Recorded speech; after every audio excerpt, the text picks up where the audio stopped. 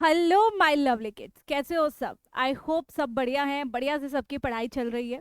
तो आज मैं आई हूँ chapter microbes in human welfare के साथ, जिसकी हम एक्सरसाइज सॉल्व करेंगे और एंड में आपको बहुत ही इंटरेस्टिंग से क्वेश्चंस मिलेंगे होमवर्क के लिए, तो एंड तक रहना है, राइट?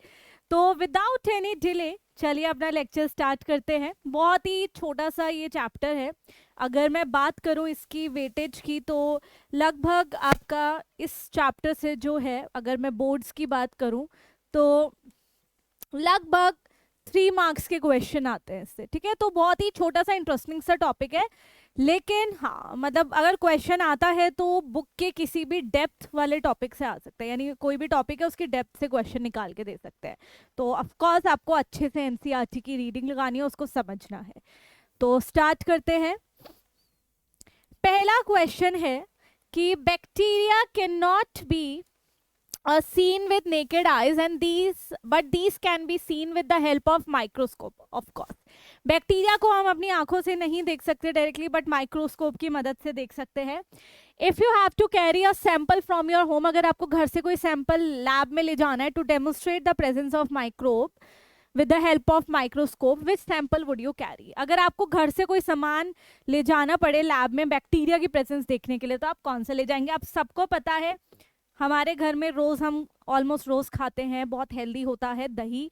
सो कर्ड हम इस्तेमाल कर सकते हैं, क्योंकि कर्ड में होता है lactic acid bacteria, also known as lactobacillus और भी सारे बैक्टीरिया होते हैं, इनको टुगेदर हम बोलते हैं लैक्टिक एसिड बैक्टीरिया, क्योंकि ये लैक्टिक एसिड प्रोड्यूस करते हैं।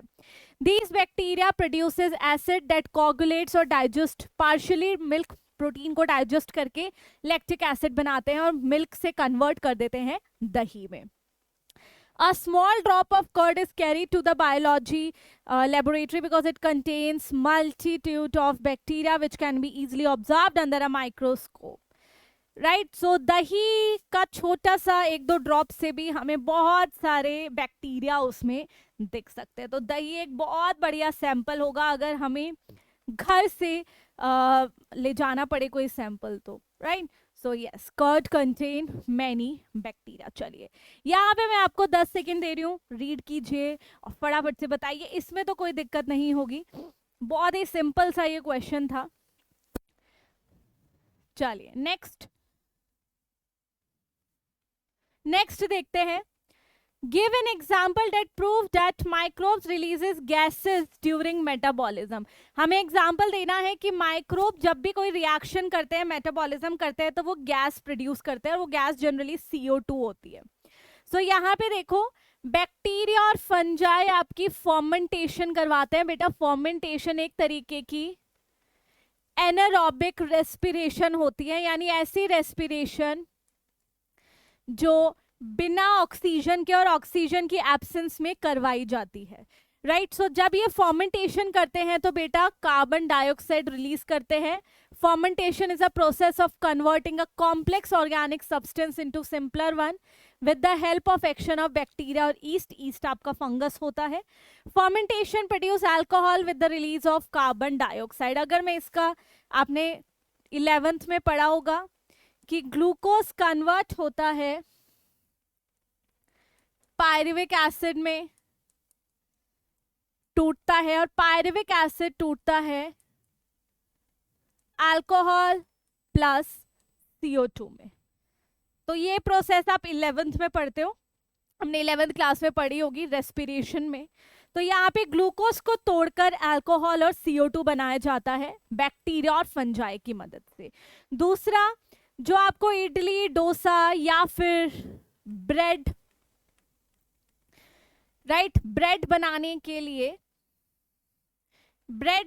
के लिए जो आपका आटा होता है, डो होता है, उसमें क्या होता है, बैक्टीरिया। ब्रेड में तो वैसे ईस्ट का होता है, अगर हम यहाँ बैक्टीरिया की बात कर रहे हैं तो डोसा इडली का जो बैटर होता है, आपने देखा होगा जब घर में डोसा इडली बनाना होता है तो आपने ध्यान अगर दिया हो तो ऐसी चावल और दालों को भिगो के रखा जाता है, फिर उनको पीसा जाता है। पीसने के बाद उनको कुछ घंटों के लिए, मोस्टली 10 से 12 घंटे के लिए नेचुरली फर्मेंट करने के लिए रख दिया जाता है, और आप 10-12 घंटे बाद देखते हो कि वो जो बैटर है वो फूल जाता है।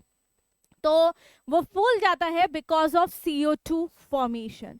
तो इनका जो बैटर होता है gives a puffed appearance. This is because the action of bacteria that releases the carbon dioxide. This carbon dioxide released from the dough gets trapped into the batter. वो जो CO2 रिलीज हो रही है वो batter में ही रह जाती है, जिसकी वजह से वो फूल जाता है, thereby giving it puffed appearance. I hope ये सबको क्लियर है. पहला हमने यहाँ पे बात की अल्कोहल फॉर्मेशन, और यहाँ पे हमने डोसा इडली के बैटर में CO2 की फॉर्मेशन की बात की है. जल्दी से पढ़िए इसको, 10 सेकेंड दे रही हूँ यहाँ पे. बहुत ही आसान सा ये क्वेश्चन है.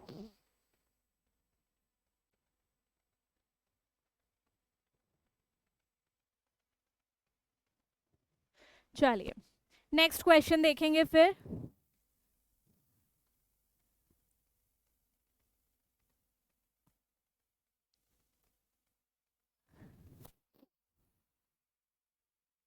नोट्स आपको मिल जाएंगे, तो पूरा ऐसे यहाँ पे मेन पॉइंट्स लिख लीजिए. चलिए, in which food would you find lactic acid bacteria. सबको पता है लैक्टिक एसिड बैक्टीरिया हमें दही में मिल सकता है. इसकी एप्लीकेशन क्या होती है? मम्मी बोलती हैं कि रोज दही खानी चाहिए, इससे हमारी हेल्थ अच्छी रहती है, हमारा गट अच्छा रहता है, क्योंकि गट में ये बहुत ही खराब जो माइक्रोब्स होते हैं उनको मार देता है. So it checks the growth of harmful microbes in the stomach. और दही, जब आपका दूध से दही बनता है तो विटामिन B12 की कॉन्सेंट्रेशन भी बढ़ जाती है. आपको पता है विटामिन B12 हमारे लिए बहुत ज़रूरी है, और आजकल बहुत सारे लोगों में विटामिन B12 की कमी होती है. तो विटामिन D और विटामिन B12 की कमी तो ऑलमोस्ट सभी में मिल जाएगी आजकल. तो विटामिन B12 की नहीं होगी कमी अगर रोज खाओगे तुम दही, है ना. अच्छा भी होता है, टेस्टी भी होता है, राइट. सो यहाँ पे यूजफुल एप्लीकेशन आपकी दही खाने की ये है. तो कल से क्या, आज से ही दही खाना चालू रोज. चलिए नेक्स्ट क्वेश्चन देखेंगे अभी.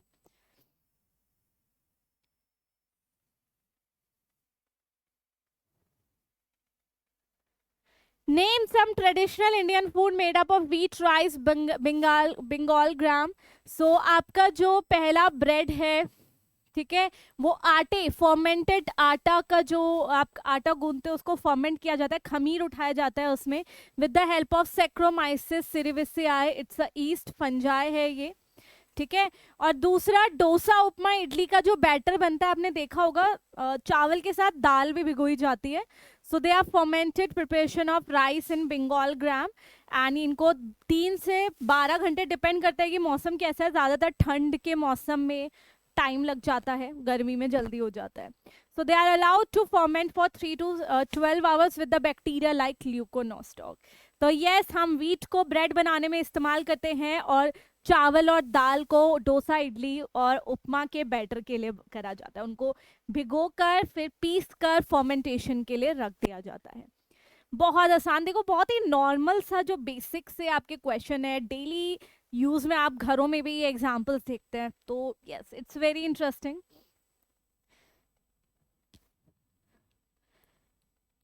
इसके बाद हम देखेंगे नेक्स्ट.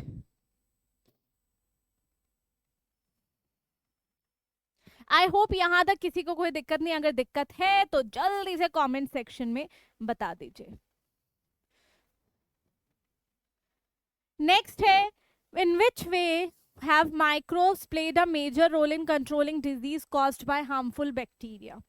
ठीक है, तो वो होती है एंटीबायोटिक्स की मदद से. Antibiotics are the chemical produced by certain micro organism to kill other disease causing micro organism. Antibiotic की डिस्कवरी हमारे लिए क्या, पूरी दुनिया के लिए सबसे अच्छी डिस्कवरी, सबसे इंपॉर्टेंट डिस्कवरी थी. इसकी मदद से बहुत लाखों लोगों को बचाया गया है अभी तक. सो एंटीबायोटिक जो है are commonly obtained either from bacteria या फिर फंजाई. ये ज़्यादातर आपके या तो बैक्टीरिया या फंजाई से मिलती हैं, और ये क्या करती है, डिजीज कॉजिंग माइक्रोब्स को मारती हैं, जैसे streptomycin, tetracycline, penicillin.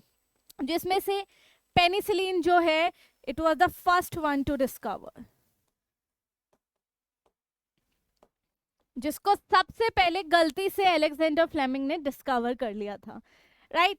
Penicillium notatum, ये एक ये एक फंजाई है. जो एक एंटीबायोटिक रिलीज करता है which is known as penicillin. ये पहली एंटीबायोटिक थी। It checks the growth of staphylococci. Staphylococci की ग्रोथ को देखता है, उसको मार देता है। तो पेनिसिलियम एक फंगस है जो पेनिसिलिन प्रोड्यूस करता है और स्टेफेलोकोकस जैसे बैक्टीरिया को मार देता है, right. Antibiotic are designated to destroy bacteria by weakening their cell wall. Basically, this antibiotic, if I talk about specifically, if I talk about penicillin, I'll talk about specifically यहाँ पे penicillin की बात हो रही है क्योंकि हर एंटीबायोटिक अलग अलग काम करती है, ठीक है। तो पेनिसिलिन जो है they are design to destroy the bacteria by weakening their cell wall. उनकी सेल वॉल खराब कर देती है and as a result certain immune cells such as white blood cell enter the bacterial cell and cause lysis। जो white blood cells है वो क्या करते हैं, lysis यानी खत्म कर देते। तो इनको हम लिख देते हैं that certain white blood cells can cause bacterial cell lysis। Okay, so यहाँ पे हम इसको अच्छी तरीके से एक बार लिखते हैं प्रॉपर यहाँ पे लैंग्वेज में। तो मैं लिख देती हूँ white blood cell cause the lysis of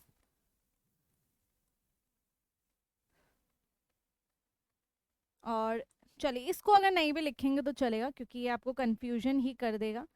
तो हम क्या करते हैं, हम इस वाले जो लाइन को है, स्टेटमेंट को है, इसको हटा देते हैं, ठीक है।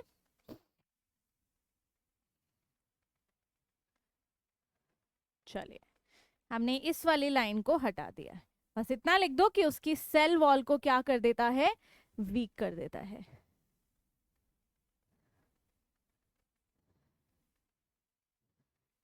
Right, and as a result इस पेनिसिलिन ने क्या किया, बैक्टीरिया की सेल वॉल को वीक कर दिया। एज अ रिजल्ट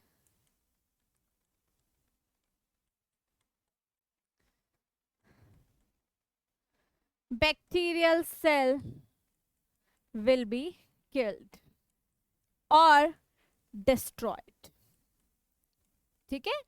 तो पेनिसिलिन कैसे काम करता है, वो बैक्टीरिया की सेल वॉल में जाएगा और सेल वॉल को खराब कर देगा। वो बैक्टीरिया से बोलता है भाई हमें तेरी सेल वॉल से बहुत बड़ी प्रॉब्लम है, हम तो सेल वॉल को बनने नहीं देंगे। तो वो सेल वॉल को बहुत वीक कर देता है जिसकी वजह से सेल आराम से मर जाती है। कौन सी cell, bacterial cell.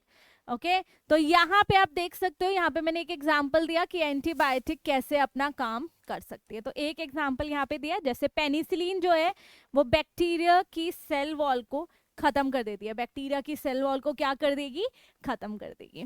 So yes, antibiotic are the most important यहाँ पे क्योंकि इसकी वजह से बहुत लोगों की जान बचाई गई है। चलिए यहाँ पे मैं 10 सेकेंड दे रही हूँ आपको।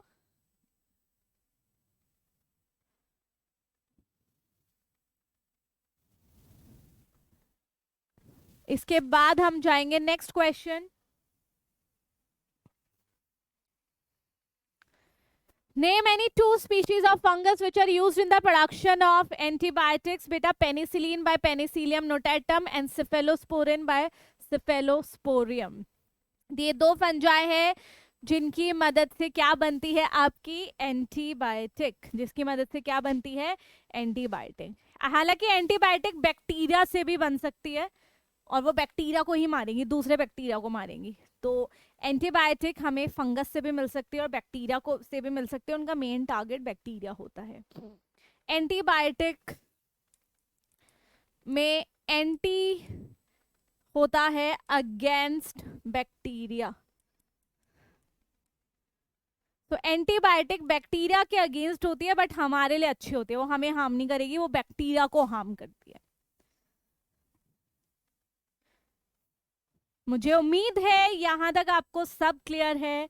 आज बहुत सारे बढ़िया बढ़िया इंटरेस्टिंग क्वेश्चन करने वाले हैं। ज़्यादातर आप बच्चे एनसीईआरटी की एक्सरसाइज ही करना भूल जाते हैं, सो डोंट वरी।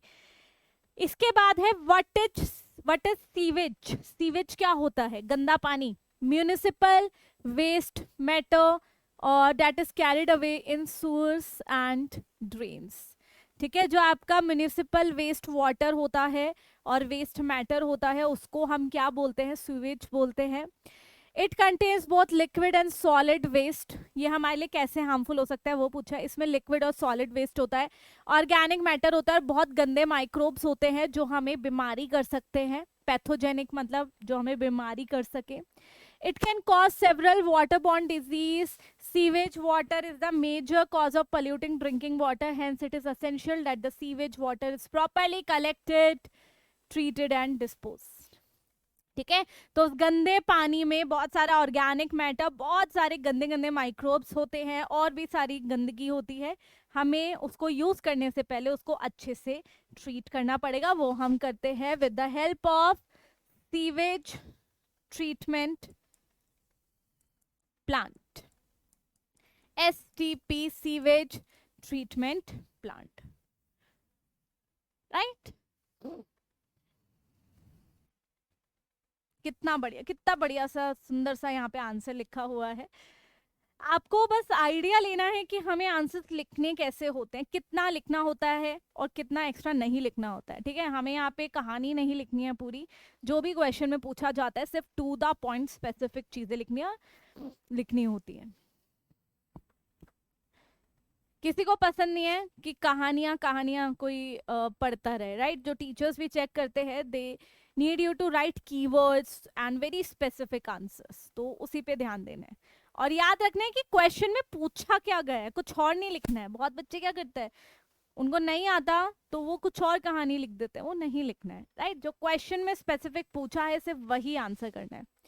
चलिए, इसमें लिखा है what is the key difference between primary and secondary sewage treatment. जब भी वो गंदे पानी को हम ट्रीट करते हैं तो पहला आता है प्राइमरी ट्रीटमेंट। बेटा ये फिजिकल रिमूवल ऑफ पार्टिकल्स होता है, बड़े और छोटे पत्थर हो गए, रेत हो गया, इन सबको ज्यादातर फिल्टर्स और सेडिमेंटेशन से किया जाता है। फिल्टर से ज्यादातर पत्थरों को निकाला जाता है, सेडिमेंटेशन से ज्यादातर रेत को निकाला जाता है। सेडिमेंट मतलब कुछ नीचे जाके सेटल हो गया है। तो ये एक फिजिकल प्रोसेस है जिसमें हम पत्थर को और रेत को निकाल रहे हैं। फिर आता है सेकेंडरी ट्रीटमेंट। एक बार प्राइमरी ट्रीटमेंट हो गया तो फिर उस गंदे पानी को हम सेकेंडरी ट्रीटमेंट के लिए ले जाएंगे, जिसमें क्या होता है, हम माइक्रोब्स का इस्तेमाल करते हैं जो एरोबिक होते हैं। एरोबिक मतलब ऑक्सीजन रिक्वायरिंग, जिनको ऑक्सीजन की जरूरत होती है, उनको हम फ्लॉक्स बोलते हैं। बेटा बहुत ही इंपॉर्टेंट ये वर्ड है फ्लॉक्स। फ्लॉक्स होता क्या है? Flocs is the mass of bacteria associated with fungi. तो फंजाई और बैक्टीरिया के मास को हम फ्लॉक्स बोलते हैं। ये क्या करते हैं, गंदे पानी में प्रेजेंट हुए ऑर्गेनिक मैटर को डाइजेस्ट करते हैं वाइल कंज्यूमिंग द ऑक्सीजन। तो जितना ज्यादा ऑर्गेनिक मैटर होगा पानी में उतनी ज्यादा ये ऑक्सीजन कंज्यूम करेंगे और उस ऑक्सीजन कंजप्शन को बोलते हैं BOD। While growing, these microbes consume the major part of the organic matter in the effluent, मतलब वो जो पानी, गंदा पानी है, this significantly reduces the BOD biochemical oxygen demand of the effluent, right? So lesser is the BOD,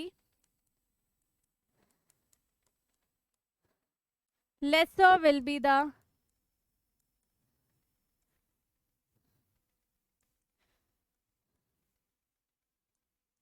organic matter in water. जितनी कम demand यानी उतना ऑर्गेनिक मैटर पानी में कम है।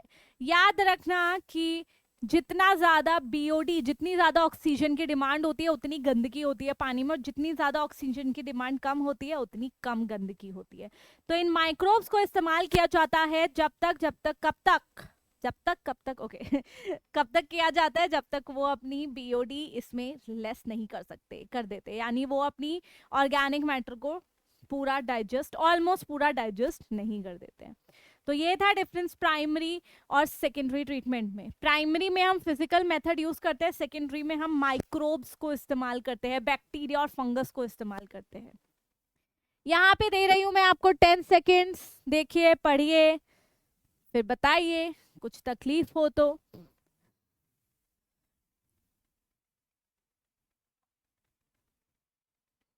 उसके बाद हम जाएंगे नेक्स्ट क्वेश्चन में।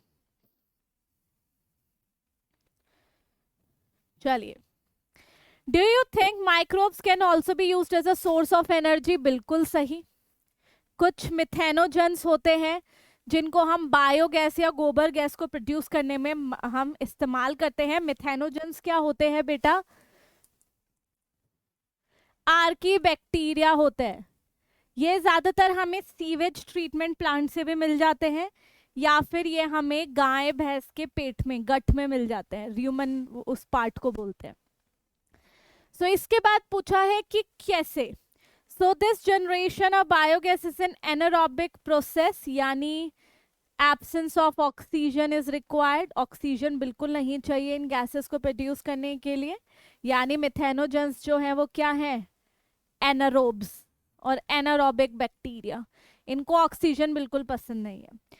तो यहाँ पे कंक्रीट का टैंक होता है 10 से 15 feet which sufficient outlet and inlet, जिसमें इनलेट और आउटलेट होता है।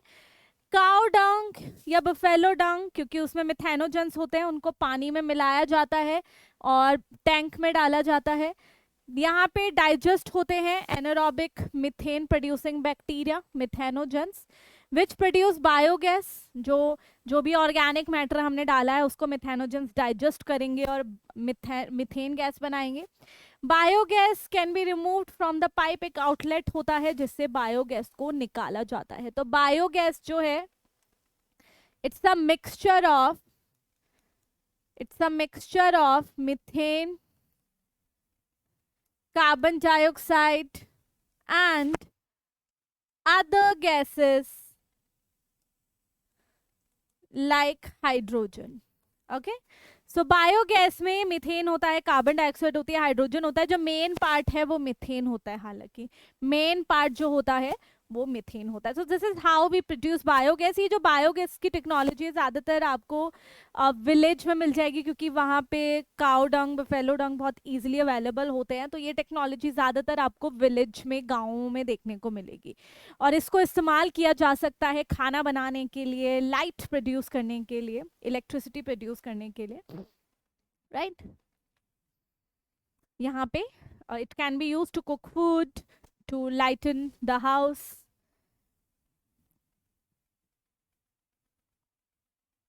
चलिए नेक्स्ट हम चलेंगे नेक्स्ट क्वेश्चन पे। आई होप मजा आ रहा है, अच्छे से पढ़ रहे हो सारे क्वेश्चंस को। देखो कहाँ कहाँ से क्वेश्चन निकाले गए हैं, राइट। ये वाला चैप्टर पता है ज्यादातर बच्चे क्या समझते हैं, अरे बहुत आसान है, इसको तो हम ऊपर ऊपर से पढ़ के देख लेंगे, हो जाएगा, बहुत ईजी। लेकिन जो भी इससे थोड़े बहुत क्वेश्चन आते हैं वो बहुत ही डेप्थ और डिटेल से आते हैं। सो इस चैप्टर को तो बहुत डिटेल में आपको पढ़ना है। Microbes can be used to decrease the use of chemical, fertilizer and pesticide. How? So fertilizer वो होते हैं जो हम सॉइल में मिक्स करते हैं, केमिकल सॉइल की क्वालिटी को अच्छा करने के लिए, और पेस्टिसाइड होते हैं किसी भी पेस्ट को मारने के लिए। तो हम क्या इस्तेमाल कर सकते हैं इन केमिकल के बदले? बेटा हम बायो फर्टिलाइजर इस्तेमाल कर सकते हैं। बायो फर्टिलाइज लिविंग ऑर्गेनिजम्स हैं जो सॉइल को अच्छा बनाते हैं। जैसे यहाँ पे एक एग्जाम्पल बहुत इंपॉर्टेंट है, ये वाले क्वेश्चंस ना आपको इसी एक्सरसाइज में बहुत बार पूछे गए हैं, तो यहाँ पे एक्सप्लेन कर रही हूँ, बार बार नहीं करूंगी। राइजोबियम एक बैक्टीरिया है जो आपके लेग्यूम प्लांट के साथ रहेगा। एग्जाम्पल होता है सोयाबीन। सोयाबीन की रूट को उखाड़ कर देखो तो उसमें आपको गांठें मिलेंगी, उन गांठों के अंदर ये राइजोबियम होते हैं जो नाइट्रोजन को फिक्स करते हैं। यानी नाइट्रोजन को फिक्स करना मतलब क्या होता है?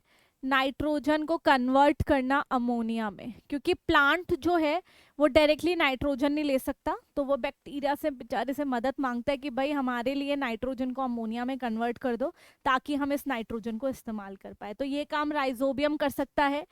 एजोस्पिरिलम, एजेटोबैक्टर फ्री लिविंग होते हैं, इनको किसी प्लांट से इतनी लगाव नहीं होता। जैसे राइजोबियम को तो लेग्यूम्स से लगाव है, वो उसकी रूट के अंदर रहता है, लेकिन एजोस्पिरिलम और एजेटोबैक्टर को है कि भाई हम सबकी मदद करेंगे, हम सिर्फ एक प्लांट की नहीं करेंगे। तो ये मिट्टी में मिलते हैं और मिट्टी में ही नाइट्रोजन को अमोनिया में कन्वर्ट करते हैं।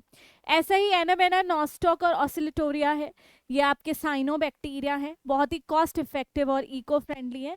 इन they increases the content of nitrogen.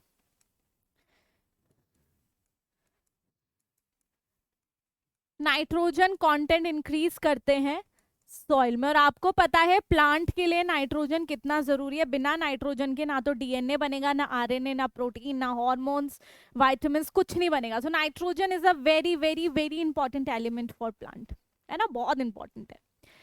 इसके बाद क्या हम माइक्रोब्स को पेस्टिसाइड की तरह यूज कर सकते हैं? यस, हम दूसरे पेस्ट को मारने के लिए इस्तेमाल कर सकते हैं, इंसेक्ट जो हार्म कर रहे हैं प्लांट को। जैसे कि आप पढ़ते हो बायोटेक में बैसिलस थ्यूरिनजेनेसिस, ये एक बैक्टीरिया है जो टॉक्सिन रिलीज करता है, जो कैटरपिलर को मार देता है। ठीक है, तो यहाँ पे ये टॉक्सिन करता है जो इंसेक्ट को मार देता है।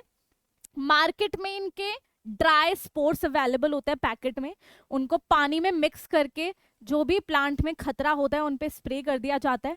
तो जब भी कैटरपिलर आएगा, उसको लार्वा उसके बच्चे की फॉर्म में आता है, तो यहाँ पे जब भी वो खाने जाएगा तो वो टॉक्सिन उसके अंदर जाएंगे और वो मर जाएगा। So dry spores are mixed in water and sprayed in the agriculture field. When the larva of the insect feed on the crop, these bacterial spore enter in the gut of larva, releases toxins. उसको मार देते हैं। Similarly, trichoderma एक fungus है जो plant की root के पास रहता है, उनको प्रोटेक्ट करता है पैथोजन से। भाई बॉडीगार्ड की तरह होता है, कहता है कि हम तुम्हारे पास नहीं रहेंगे लेकिन तुम्हारे आसपास ना रखवाली कर लेंगे बस, ठीक है, तुम्हारे अंदर नहीं आएंगे। तो रूट के अंदर नहीं जाते, वो रूट के आसपास वो बॉडीगार्ड की तरह होते हैं ट्राइकोडर्मा, कि भाई कोई आके दिखाए यहाँ पे कोई पैथोजन, हम उसको मार देंगे। इसके बाद आपका एक वायरस होता है बैक्यूलो वायरस, जो एक अनदर बायोपेस्टिसाइड है जो इंसेक्ट को मारने में मदद करता है। तो ये हैं कुछ माइक्रोब्स जिनको हम बायो फर्टिलाइजर की तरह यूज करते हैं सॉइल को अच्छा बनाने के लिए, और बायोपेस्टिसाइड की तरह भी यूज कर सकते हैं, यानी किसी और माइक्रोब्स को मारने के लिए।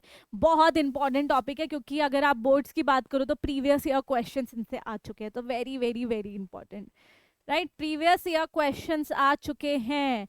यहाँ पे मैं 10 सेकेंड दे रही हूँ, अच्छे से पढ़ो इसको।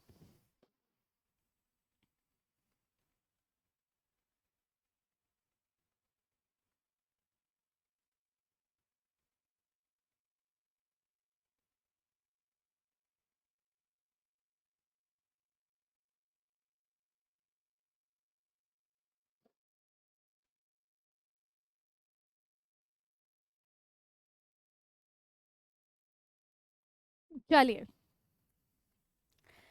10 मोर सेकेंड्स।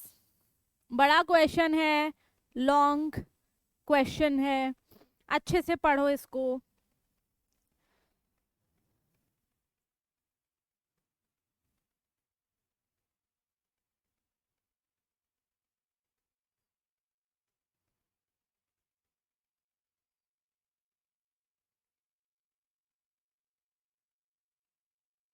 चलिए नेक्स्ट क्वेश्चन है, 3 वाटर सैंपल्स नेमली रिवर से पानी लिया गया, अनट्रीटेड सीवेज गंदा पानी लिया गया, और सेकेंडरी ट्रीटमेंट से पानी लिया गया। These samples are labelled as A, B and सी।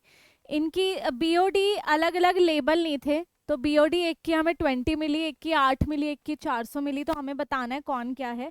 आपको पता है higher the BOD higher the pollution in the water, तो सबसे कम इसमें हमें दिख रहा है, तो ये तो बेटा नदी का पानी होगा।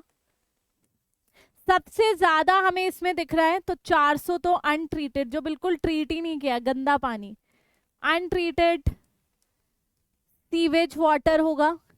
और बीच में जो 20 mg पर लीटर आया है वो आपका होगा जो हमने सेकेंडरी ट्रीटमेंट से लिया है, सेकेंडरी एफ्लुएंट डिस्चार्ज। ओके, तो आपको पता है जितनी ज्यादा बीओडी उतनी गंदगी, तो सबसे ज्यादा बीओडी 400 mg पर लीटर में आई थी, तो वो सबसे अनट्रीटेड सीवेज वाटर हो जाएगा। सबसे कम इसमें आई थी तो ये रिवर वाटर हो जाएगा। बस यही बताना है हमें। यहाँ तो बस मैंने एक्सप्लेन किया है कि बीओडी होती क्या है, जितनी ज्यादा बीओडी उतना ज्यादा पोल्यूशन पानी में। बस आपको ये आंसर लिखना है, बहुत आसान था, बस थोड़ा सा दिमाग लगाना है, बहुत आसान था।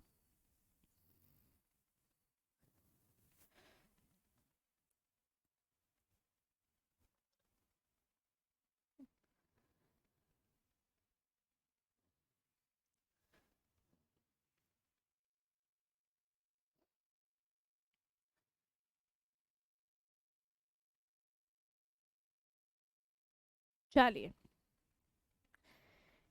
यहाँ पे बोला है कि साइक्लोस्पोरिन ए और स्टेटिन किससे लिया जाता है? स्टेटिन लिया जाता है मोनेस्कस परप्यूरियस से, जो एक ईस्ट है, फंगस है। और साइक्लोस्पोरिन ए लिया जाता है ट्राइकोडर्मा पॉलीस्पोरम से, जो कि फंजाई है। बेसिकली दोनों ही फंजाई हैं। साइक्लोस्पोरिन ए जो है वो इम्यूनो सप्रेसिव एजेंट है, जो क्या करता है बेटा, जिसमें भी ऑर्गन ट्रांसप्लांट किया जाता है उसमें उनका इम्यून सिस्टम कम कर देता है ताकि रिजेक्शन के चांसेस कम हो जाए। और स्टैटिन क्या करता है, हमारे कोलेस्ट्रॉल को कम करता है। तो बस आपको यही लिखना है, आंसर ये है। साइक्लोस्पोरिन ए ट्राइकोडर्मा से मिलता है और आपका जो स्टैटिन है वो मोनेस्कस परप्यूरियस से मिलता है। बहुत ही आसान क्वेश्चन, 5 सेकेंड्स दे रही हूँ यहाँ पे, फिर हम मूव करेंगे नेक्स्ट क्वेश्चन में।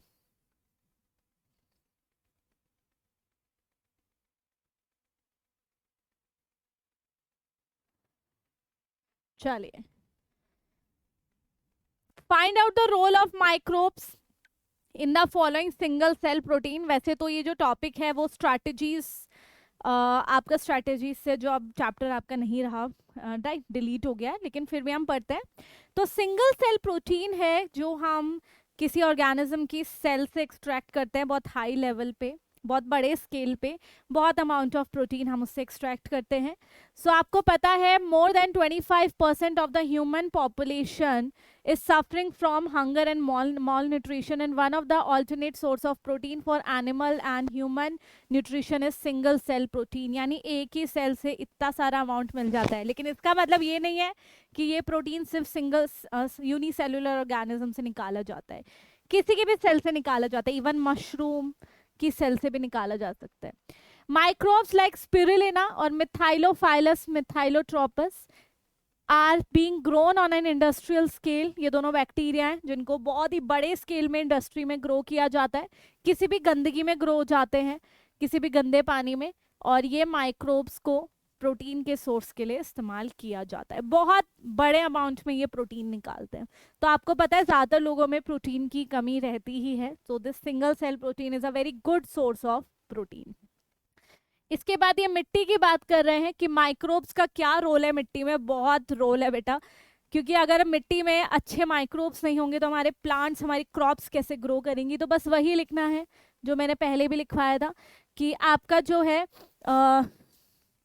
सॉइल फर्टिलिटी मेंटेन करते हैं, यानी सॉइल की क्वालिटी मेंटेन करते हैं। उसको क्या करते हैं, जो भी ऑर्गेनिक मैटर होता है मिट्टी के अंदर उसको डाइजेस्ट करते हैं, डिकम्पोज करते हैं और उससे न्यूट्रिएंट्स निकालते हैं।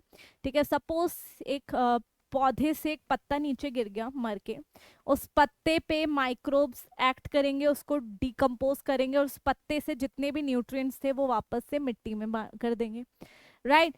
और कुछ आपके बैक्टीरिया और साइनोबैक्टीरिया जो नाइट्रोजन फिक्स करते हैं, जैसे कि राइजोबियम, एजोस्पिरुलम, एनाबेना, नोस्टॉक, ऑसिलिटोरिया, अजोटोबैक्टर, ये तो मैंने बताया था।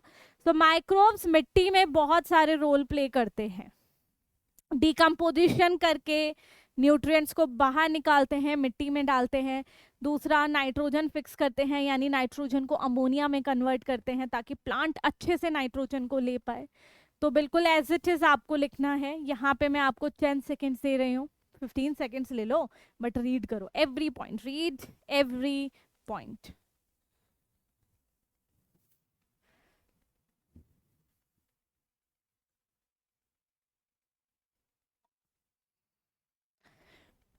ह्यूमस क्या होता है बेटा, यहाँ पे ह्यूमस आपने डिकम्पोजिशन में पढ़ा होगा कि कोई भी डेड पार्ट प्लांट या एनिमल का स्लाइटली पहले छोटे छोटे टुकड़ों में टूटता है और फिर धीरे धीरे बैक्टीरिया और फंगस उसको डिकम्पोज करते हैं। तो डिकम्पोजिशन के टाइम पर एक डार्क कलर का कंपाउंड बनता है उन डेड मैटर से, उसको ह्यूमस बोलते हैं। फिर धीरे धीरे धीरे धीरे बैक्टीरिया और फंगस इस ह्यूमस पे काम करते हैं अपना, और सारे न्यूट्रिएंट्स को निकाल के वापस से मिट्टी में मिला देते हैं।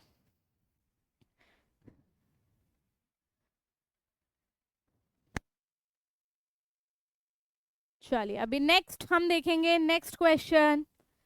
होमवर्क के लिए भी हैं क्वेश्चन विदाउट चीटिंग जो आपको करने हैं।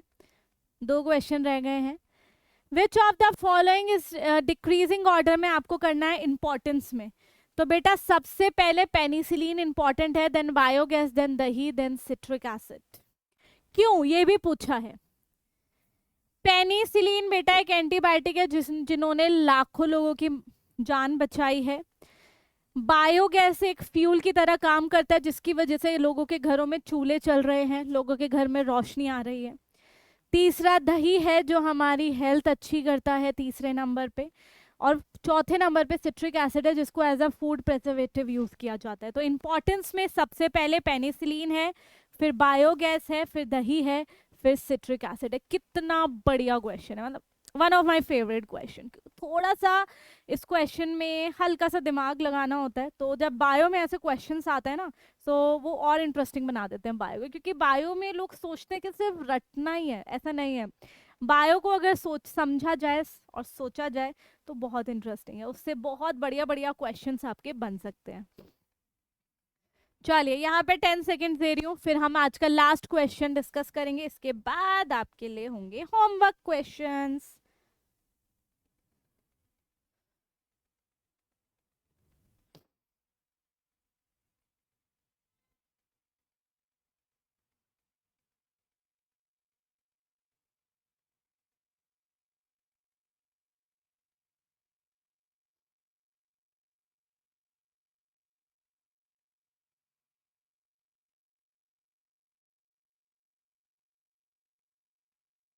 चलिए,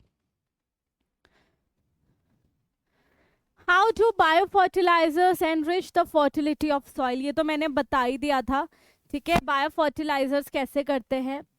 सो यहाँ पे बायो फर्टिलाइजर्स जो एक लिविंग ऑर्गेनिज्म है जो सॉइल की क्वालिटी फर्टिलिटी को अच्छा बनाते हैं। It involves the selection of beneficial micro organism that help in improving the plant growth, क्योंकि अगर मिट्टी अच्छी होगी तो ऑफकोर्स प्लांट अच्छा होगा।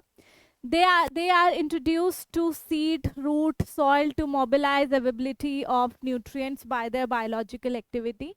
ये अपनी एक्टिविटी से सॉइल के अंदर क्या कर सकते हैं, न्यूट्रिएंट को इंक्रीज कर सकते हैं। कोई भी डेड और डिके अगर मैटर पड़ा है उस पर एक्ट करके उससे सारे न्यूट्रिएंट्स निकाल के मिट्टी में ऐड कर देते हैं। They are extremely beneficial in enriching the soil with organic nutrients. यहाँ पे सेम एग्जाम्पल दिया है, rhizobium, oscillatoria, anabaena, nostoc, azotobacter, azospirillum. वापस से रिपीट नहीं करूंगी, ये सब क्या करते हैं, दे आर कन्वर्टिंग नाइट्रोजन जो एटमॉस्फेयर में प्रेजेंट है इनटू अमोनिया।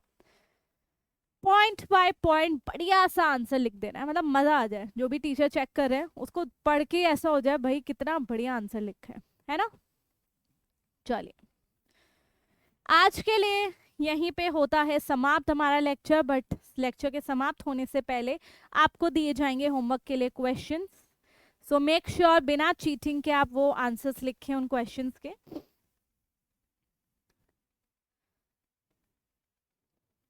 चलिए, ये कुछ क्वेश्चंस हैं, 4 क्वेश्चंस। पहला है, explain the changes that milk undergoes when a suitable inoculum is added to it. Milk में, दूध में क्या चेंजेस आते हैं जब हम इनोकुलम डालते हैं, यानी थोड़ी सी दही डालते हो ना दूध में जब दही जमाते हो। नेक्स्ट क्वेश्चन है, certain specific spores of bacteria are mixed with water. कुछ स्पोर्स पानी के साथ मिलाकर क्रॉप पे स्प्रे किया जाते हैं कैटरपिलर को कंट्रोल करने के लिए। आपको बैक्टीरिया का नाम बताना है और वो कैसे काम करता है। इसके बाद cattle excreta is an important source of producing domestic fuel. Cattle का जो कैटल डंक होता है उसमें आपके मिथेनोजन्स होंगे, और आपको बताना है कि वो कैसे डोमेस्टिक फ्यूल यानी जो आपकी बायोगैस है उसको कैसे प्रोड्यूस करता है। Give an example of viral bio control agent, जो आपका बेक्यूलो वायरस है, वायरस कैसे खराब इंसेक्ट को मारने में मदद करता है। सो ये आपके 4 क्वेश्चन है, बढ़िया सा आंसर इसका लिख के लाना है सबको। चलिए, इसके बाद हम इस लेक्चर को एंड करते हैं। मुझे उम्मीद है कि आप सभी को बहुत मजा आया आज, बहुत ही प्यारा सा चैप्टर था। नेक्स्ट चैप्टर जो हम करेंगे वो करेंगे ऑर्गेनिजम्स एंड पॉपुलेशन।